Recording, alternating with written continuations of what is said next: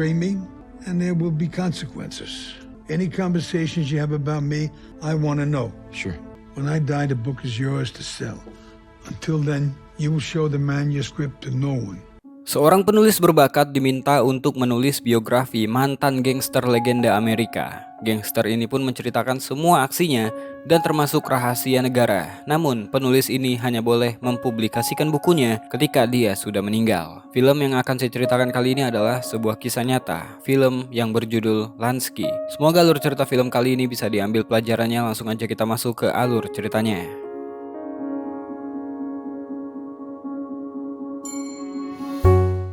Film ini dimulai dari seorang pria bernama David Stone. Dia adalah seorang penulis berbakat yang tengah mengalami krisis keuangan. Saat ini dia tengah berjuang keras supaya nggak bangkrut dan bisa menghidupi anak istrinya. Pada tahun 1981, David dipanggil ke Miami untuk mewawancarai seorang mantan gangster terkenal. Dia pun melihat ini sebagai peluang untuk menutup krisis keuangan keluarga dan juga menaikkan pamornya sebagai penulis. Di Miami, David menginap di motel yang murah. Dia akan mempersiapkan dirinya untuk mewawancarai seorang gangster legend bernama Lansky. Saat ini Lansky tengah diselidiki oleh FBI menyangkut harta kekayaannya yang diduga dari hasil kejahatannya di masa lalu.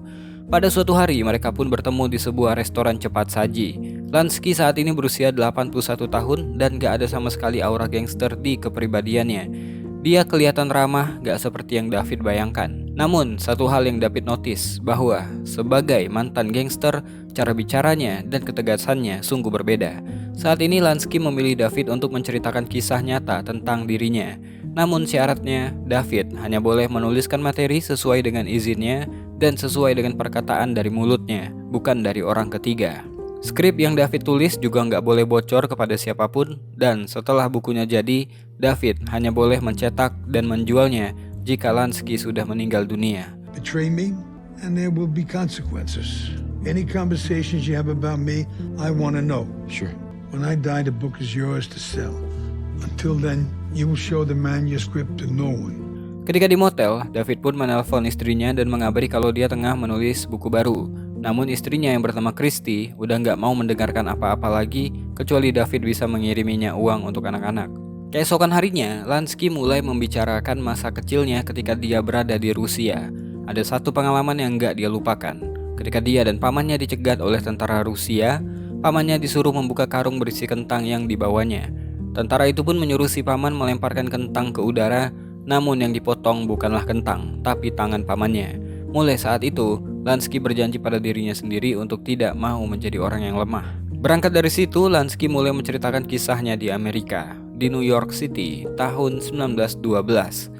Ketika itu Lansky berumur 10 tahun dan dia udah tertarik dengan hitung-hitungan dan angka. Dia bahkan sering menonton orang bermain dadu dan bisa memprediksinya walaupun gak memainkannya. Namun ketika dia ikut bermain, dia malah kalah, padahal itu adalah uang yang ibunya berikan untuk membeli roti. Setelahnya, dia pun mengamati permainan dan menghitung peluang dan hasil. Lansky kecil pun sadar ada orang yang mengontrol permainan dan mencurangi permainannya tanpa orang lain bisa melihatnya. Lansky pun belajar dari sana. Satu hal yang ada di dalam perjudian dan kehidupan adalah mereka yang bisa mengendalikan permainan. Setelah pertemuan hari itu, David pulang ke motelnya. Dia kemudian menelpon putrinya yang bernama Eva.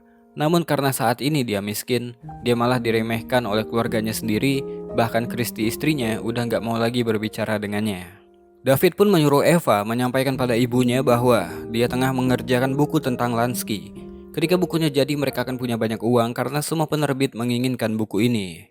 Keesokan harinya, David telat datang ke pertemuan karena kurang tidur.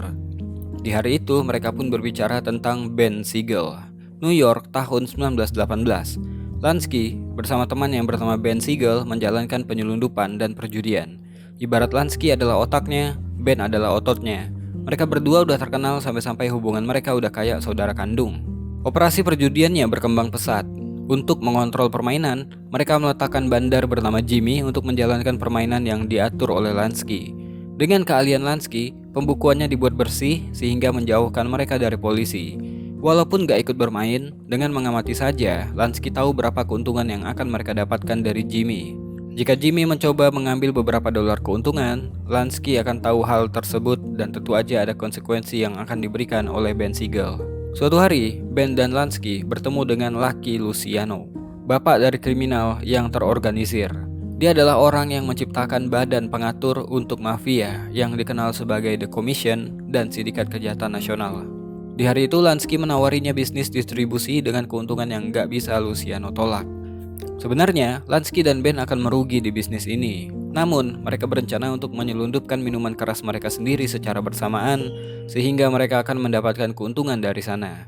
Mereka pun mendapatkan deal bersama. Malam itu, Ben dan Lansky nyantai di klub milik Luciano. Di sana, dia bertemu dengan seorang wanita bernama Anna. Di malam itu, Lansky jatuh cinta pada pandangan pertama, hingga mereka pun merencanakan untuk hidup bersama. Singkat cerita, mereka punya anak, namun anaknya yang bernama Buddy gak bisa berjalan, hingga kata dokter dia harus menggunakan penyangga seumur hidupnya. Sungguh ironi, ketika Lansky ingin tumbuh kuat, dia malah mendapatkan anak yang lemah, sehingga itu akan mengganggunya. Lansky pun menceritakan gimana dia dan Ben menghabisi seorang bandarnya yang mencuri uang keuntungan judinya. Walaupun istrinya memohon untuk diampuni, tapi Lansky tanpa melibatkan emosi dan simpati tetap menyuruh si istri menerima konsekuensi sikap suaminya dan mengancam gak mengatakan pada siapapun. Dan mendengarkan cerita itu, David jadi ngeri-ngeri sendiri. So you left them fatherless. He left them fatherless. It's the way we live. It's business. Di tempat lain, ternyata David udah jadi target agen FBI yang memburu Lansky. Mereka pikir David bisa menjadi jalan mereka untuk membocorkan informasi dan membongkar di mana keberadaan uang 300 juta dolar yang dimiliki oleh mantan gangster ini. Karena selama ini Lansky termasuk orang yang licin dan selalu berhasil lolos dari jeratan hukum. Suatu hari, Lansky kesal banget melihat berita di koran tentang orang Jerman yang melakukan demonstrasi di Amerika. Orang Jerman gak terima keberadaan Yahudi hingga membludak melakukan protes. Lansky yang merupakan orang Yahudi pun gak terima. Dia mengumpulkan pasukan dan menyerang rapat pribadi orang Jerman Nazi. Lansky membawa orang Yahudi dan tentunya bentrokan itu pun pecah di sana. Hal itu membuat Lansky dan Ben disorot. Pemuka agama Yahudi pun mengatakan gak ada bedanya perbuatan gangster Yahudi ini dengan para penjahat Nazi. Ulah Lansky membuat anak istrinya dan juga anak-anaknya mendapatkan pandangan gak sedap dari masyarakat. Upstate New York tahun 1942, Lansky bertemu dengan seorang letnan dari intelijen angkatan laut. Ketika Jerman menyabotase dan merusak kapal Amerika, letnan ini meminta bantuan untuk menemukan mata-mata Jerman karena tahu kalau mafia menguasai daerah pantai. Lansky setuju untuk membantu, namun dia meminta imbalannya. Lansky pun kemudian berhasil membebaskan Luciano yang dipenjara karena Luciano kenal dengan mafia tepi laut yang bernama Joe. Lansky akan mengatur pertemuan sehingga intelijen angkatan laut bisa menyusup ke sana dan memulai operasinya. Lewat Lansky, Amerika berhasil merusak seluruh jaringan intelijen Jerman dan mendapati mata-mata Jerman tengah memindahkan persenjataan, bom dan uang tunai. Lansky dan timnya berhasil mencegah serangan besar Jerman ke Amerika. Lansky pun bangga banget ketika menceritakan itu pada David. Nasib negara tergantung pada mereka, para gangster. Lansky berhasil menggali informasi atas nama FBI. Sekarang, malah mereka yang ingin memenjarakan Lansky. Motif Lansky membantu negara adalah karena dia adalah orang Amerika dan Yahudi, dan Jerman ingin menghancurkan keduanya. Namun, pemerintah Amerika gak pernah merilis itu dalam press release, karena mereka juga nggak mau gangster seperti Lansky yang membantu operasi mereka, dan Lansky juga nggak tertarik mau meluruskan bahwa dia juga seorang patriot karena Amerika Serikat nggak seperti yang orang-orang pikirkan. Ketika pulang ke motel, dia melihat seorang gadis bernama Maureen tengah dimarah dan dipukul oleh mantannya yang merupakan pengedar narkoba. Maureen dituduh udah mengadukannya ke polisi. David pun mencoba melerai, namun dia malah kena pukul. Tapi karena hal itu, David pun jadi dekat dengan Maureen. Keesokan harinya, Lansky bertanya tentang memar di mukanya David. Jika David mengatakan siapa pelakunya, Lansky dengan mudah akan mengirimkan orang untuk membalasnya. Namun David menolak itu terjadi. Di hari itu, Lansky menceritakan pertemuannya dengan Salvatore Maranzano, bos kriminal di New York dalam pemerasan, narkoba, dan penyelundupan. Dia ingin berinvestasi di perusahaannya Lansky, namun Lansky menolak karena Salvatore adalah saingannya Luciano. Namun, Lansky nggak mengkhianati Luciano, malah dia menghancurkan Salvatore. Ben Siegel pun datang berpura-pura jadi polisi. Dengan mudah dia masuk tanpa perlawanan, dan ketika di dalam, dia membunuh Salvatore dengan puluhan tusukan. Luciano pun mengapresiasi kesetiaan Lansky padanya. Lansky pun meminta jatah kursi dewan pada Luciano, sehingga dia bisa menjalankan bisnisnya dengan mudah dan gak ada embel-embel Yahudi lagi di dirinya. Ketika pulang ke rumahnya, Lansky bertengkar dengan istrinya yang marah karena Lansky hanya pulang untuk tidur. Lansky beralasan dia bekerja dan menyuruh Anna untuk berterima kasih atas apa yang udah dia berikan. Tapi Anna nggak mau karena Lansky adalah seorang kriminal. Anna juga menyalahkan Lansky atas anak mereka yang terlahir cacat. Menurut Anna, ini adalah hukuman Tuhan atas hidup yang Lansky jalani. You believe that? We get judged and punished the way we live our lives. The choices we make, that's what defines us. Setelah membunuh Salvatore, Lansky sadar kalau akan ada yang mengejar mereka, sehingga dia pun membentuk Murder Inc., sebuah kelompok pembunuh bayaran. Sudah ratusan orang mati di tangan kelompok pembunuh ini. Karena kesuksesan Murder Inc., Lansky pun sampai diterima sebagai salah satu petinggi di sebuah sindikat kriminal, bahkan duduk satu meja bersama Al Capone, mafia dari Italia. Bersama-sama, mereka pun membentuk The National Crime Syndicate. Suatu malam setelah tidur bersama, David memergoki Maureen tengah memegang berkas skrip tulisannya. David pun kemudian meminta penjelasan. Ternyata Maureen diancam oleh FBI. Jika nggak mau dianggap sebagai kaki tangan pacarnya, dia harus bekerja sama. Dan tugasnya adalah membaca tulisan David untuk mendapatkan informasi tentang Lansky. Setelah menceritakan itu pada Frank, Maureen pun check out malam itu juga. Maureen melakukan tugasnya dengan cukup baik karena FBI jadinya mendapatkan informasi. Di lain hari, para penyidik FBI yang dipimpin oleh Frank mencoba menginterogasi salah satu mantan pekerjanya Lansky yang masih hidup di penjara, yang bernama Joe Smo. Mereka pun mencoba menggali informasi tentang uang 300 juta dolar. Awalnya dia nggak mau buka mulut, namun karena iri dengan kehidupan Lansky yang masih bebas, dia hanya bisa mengatakan kalau Lansky punya manajer keuangan di negara Swiss. Keesokan harinya, ketika bertemu dengan Lansky, David jadi paranoid dengan semua orang, takutnya ada FBI yang memperhatikan. David bertanya, gimana caranya Lansky bisa menjalankan bisnisnya di bawah pengawasan pemerintah. Ternyata, Lansky menjalankan bisnisnya lewat perusahaan yang legal. Bahkan, perusahaannya mendapatkan keuntungan lebih dari perusahaan top 500. Di sindikat nasionalnya, Lansky mengajarkan kalau ada manfaatnya menjaga orang yang berhutang pada mereka dibiarkan tetap hidup. Daripada mengirimkan preman untuk menagih hutang, mereka mengirimkan akuntan supaya bisnis mereka mendapatkan keuntungan dan bisa membayar hutang mereka. Lansky mengajarkan satu hal pada David. Mobil yang diciptakan Henry Ford bukanlah mobil, tapi kebebasan yang bisa diberikan dengan mobil tersebut. Sama halnya dengan Lansky, kasino dan perjudian bukanlah produknya, tapi dunia kegembiraan dan sensasi. Mereka membangun resort di Amerika hingga menciptakan ribuan lapangan pekerjaan untuk mendukung ribuan keluarga. Makanya sekarang pemerintah pun sampai mau terlibat dengan melegalkan semuanya karena kasino terlalu bernilai kalau cuma bisa dinikmati oleh para penjahat. Ketika di mobil, Lansky sadar kalau mereka diikuti. Lansky pun menyuruh David untuk belok secara mendadak. Lansky bertanya siapa yang mengikuti mereka, namun David pura-pura nggak tahu. Lansky pun mengatakan dan menyuruh David mengingatnya. Saat kehilangan uang, kau nggak hilang apa-apa. Saat kehilangan kesehatan, kau kehilangan sesuatu. Tapi saat kehilangan karaktermu, kau kehilangan segalanya. Keesokan harinya, sebelum David pergi ke restoran, Frank pun memergokinya. David dipaksa menjadi informan untuk FBI dan membantu mereka menemukan petunjuk di mana uang 300 juta dolar yang Lansky sembunyikan dari pemerintah. Jika David mau jadi informan, dia akan dibayar 150 ribu dolar. Namun jika menolak bekerja sama, mereka akan menyampaikan kalau David berbagi informasi dengan FBI. Frank gak memberikan pilihan apa-apa untuk David. Ketika di restoran, David pun langsung bertanya di mana uang hasil dari keuntungan selama ini. Lansky pun bercerita pada tahun 1946 di Cuba. Dia diminta oleh Presiden Batista untuk mengontrol sistem perjudian di sana. Di Amerika dia memang dianggap sebagai kriminal, tapi di Cuba, Lansky bakal kayak pejabat dalam. Gak disangka, karena kontribusinya, Cuba dibuat seperti Las Vegas untuk bisnis perjudian. Dia menjadi operator kasino terbesar yang pernah Amerika punya. Keuntungannya selalu berlipat-lipat setiap bulannya. Lansky mengubah negara Cuba menjadi taman bermain internasional di mana orang-orang mencari kesenangan di sana. Lansky menciptakan kerajaan kriminal di luar Amerika dan gak bisa disentuh oleh penegak hukum. Karena kehebatannya mengelola bisnis judi, dia dikasih hotel bintang 5 di Florida, penginapan kelas atas sekalian arena perjudian. Anna sebagai istri pun udah gak menikmati hubungannya dengan Lansky.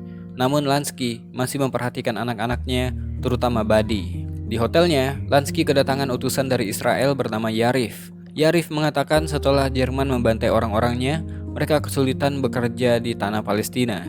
Jadi, Israel butuh uang untuk membeli senjata untuk berjuang demi masa depan negara Israel dan kelangsungan hidup orang Yahudi. Lansky yang merupakan keturunan orang Yahudi pun memberikan support penuhnya. Lansky memberikan sumbangan untuk Israel dengan jumlah uang yang banyak. Yarif mengatakan rakyat Israel nggak akan melupakan jasa Lansky. Di luar, Lansky menghabiskan waktu bersama Buddy. Anaknya itu ingin menjadi seperti dirinya, namun Lansky menolaknya dan menyuruhnya menjadi apapun selain dirinya. Setelah bercerita tentang Cuba dan Florida, Lansky lanjut menceritakan tentang Las Vegas. Ternyata, dia yang membangun kota itu menjadi sebuah surga. Di tahun 1947, Lansky menelpon Ben yang ditugaskan untuk memegang Las Vegas. Ben menceritakan gimana senangnya dia berada di sana. Namun, Lansky segera memanggilnya ke Florida karena investor mereka nggak senang dengan pekerjaan yang Ben lakukan. Lansky ingin sebuah penjelasan. Ternyata pembicaraan mereka berdua didengar oleh Anna lewat telepon lain. Anna pun langsung mengatakan Ben udah jadi beban saat ini dan Luciano akan membunuh mereka berdua. Anna pun udah siap ditinggal olehnya. Anna sampai mau lompat dari balkon, namun dicegah oleh Lansky. Anna nggak tahan lagi hidup dengan Lansky, sehingga dia menyebut Lansky hanya peduli dengan uangnya. Karena Anna udah nggak bisa diatur, Lansky pun menelpon ambulan dan mengatakan kalau istrinya mengalami histeria dan mengamuk nggak jelas. Anna pun dianggap gila dan mendapatkan setruman di kepalanya. Di lain hari, Ben sampai di Hotel Florida untuk bertemu dengan Lansky. Di sana Lansky mengingatkan bahwa situasi udah berubah. Terlalu banyak uang yang dipertaruhkan dan Lansky nggak bisa selalu membela Ben, apalagi kalau Ben nggak menunjukkan hasil kerjanya. Ben pun mengatakan dia udah siap dengan konsekuensinya. Dia juga senang udah mengikuti Lansky selama ini. Pada suatu malam, Lansky datang ke pertemuan bersama mafia lain untuk bersaksi dan mencegah Ben mendapatkan hukuman. Lansky mengatakan dia nggak bisa menyaksikan teman seperjuangannya dibunuh di depan matanya. Namun apa yang dilakukan oleh Ben udah terlalu merugikan mereka. Ben ternyata melarikan keuntungan kasino Las Vegas dalam jumlah yang banyak. Lansky pun disuruh keluar.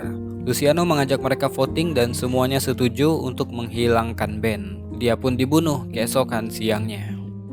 Di hari lain, Frank menemui Anna yang udah jadi mantan istrinya Lansky. Anna mengatakan FBI nggak akan pernah menemukan uangnya Lansky karena Lansky nggak pernah sekalipun melepaskan pandangannya dari uang yang dia punya. Tapi Anna menyarankan Frank mencarinya di Cuba karena di sanalah pertama kalinya Lansky mendapatkan keuntungan yang besar. David yang akan bertemu dengan Lansky di hari itu mendapatkan perintah untuk datang ke sebuah alamat. Di sisi lain, Frank dan rekannya pun kemudian mendapatkan satu nama dari rekannya Lansky yang berada di Geneva. Jadi mereka pun meminta David untuk menggali informasi terkait rekannya Lansky yang bernama Pincus. Sesuai arahan, David pun pergi ke sebuah alamat. Ternyata itu adalah rumahnya Lansky. Di sana David mengatakan ada satu nama yang muncul di risetnya, seseorang yang bernama Pincus. Lansky mengatakan nama aslinya adalah Sal Rosenstein. Dia adalah akuntan yang dipekerjakan oleh Lansky. Info itu pun langsung diteruskan kepada Frank keesokan harinya. Gak lupa David mengingatkan uang yang dijanjikan harus ditransfer ke rekening istrinya. FBI pun berhasil menemukan Sal Rosenstein di Geneva, tapi dia udah meninggal 48 jam yang lalu. Frank lalu menghubungi David di motelnya dan menyuruh David menjauh dari Lansky karena ada dugaan Lansky membunuh Sal Rosenstein 48 jam yang lalu. Frank pun langsung berangkat ke Swiss dan bertemu dengan orang bank. Ternyata Sal Rosenstein sebelum dia meninggal udah memindahkan uangnya ke bank Israel. Namun masih belum tahu apakah itu uangnya Lansky atau bukan. Di Tel Aviv, Palestina, Frank pergi ke bank tersebut. Dia pun bisa mendapatkan akses untuk kotak besi milik Rosenstein. Namun di sana hanya berisi satu kertas bertuliskan, "Kau nggak akan pernah menemukannya." Di hari yang lain, David menemui Lansky di tempat ibadahnya. David langsung bertanya tentang Sal Rosenstein yang baru meninggal 2 hari yang lalu, tepat setelah pembicaraan mereka berdua di rumahnya Lansky. Lansky tahu maksud dari David bahwa dirinya mungkin ada hubungannya dengan Sal Rosenstein. Your friend Pincus, he's dead 3 days ago. Are you suggesting I had something to do with it? Tell me the truth. You mean like the truth of you speaking to the feds? Lansky ternyata tahu David mengkhianatinya, namun dia nggak masalah dengan hal itu dan memaafkan David karena dia menyukai David. Apalagi David melakukan itu untuk keluarganya. Cerita mundur 10 tahun sebelumnya di Palestina. Lansky pernah memohon pada kedutaan Israel untuk menjadi warga negara Israel, mengingat kontribusinya untuk negara itu. Dia terlahir Yahudi. Dia juga sering berdonasi dengan jumlah yang besar sebelum Israel dinyatakan sebagai negara. Lansky mengatakan pemerintah Amerika mengejarnya karena menuding Lansky menguasai kasino sebesar 50%. Namun lewat pengacara negara, Perdana Menteri Israel yang bernama Golda Meir bernegosiasi dengan Presiden Nixon, Presiden Amerika saat itu, untuk mengirimkan pesawat tempur. Sebagai gantinya, Lansky nggak boleh pindah ke Israel. Lansky harus kembali ke Amerika dan akan dicekal ke Israel. Mendengarkan hal itu, Lansky pun marah banget karena setelah yang dia lakukan untuk Israel, Perdana Menteri malah menjualnya ke Amerika. Everything I did for this country, I gave them when they begged me for money, making me the only Jew in history to be banned from his country. This is how they repay me. Mendengarkan cerita itu, David pun gak nyangka banget. Namun David tahu Amerika juga gak pernah berhasil mendakwanya atas tuduhan-tuduhan tersebut. Ketika David bertanya di mana uang yang dicari-cari pemerintah Amerika, Lansky pun mengajaknya ke rumah sakit tempat anaknya Lansky yang bernama Buddy dirawat. Ternyata Buddy sekarat di atas tempat tidur gak sadarkan diri. Lansky pun mengatakan kalimat terakhirnya untuk David. Gangsta, I'm an angel with a dirty face. I think we finished, David. Go home to your family. Setelah selesai dengan ceritanya, David pun kembali pulang kepada keluarganya.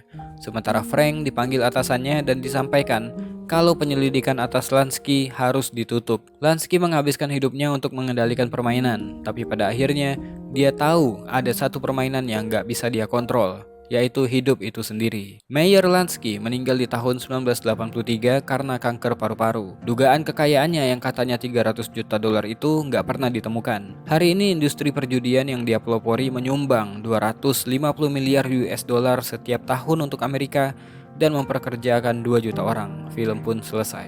Mungkin itu aja buat video kali ini. Saya Besa Putra. To be continue.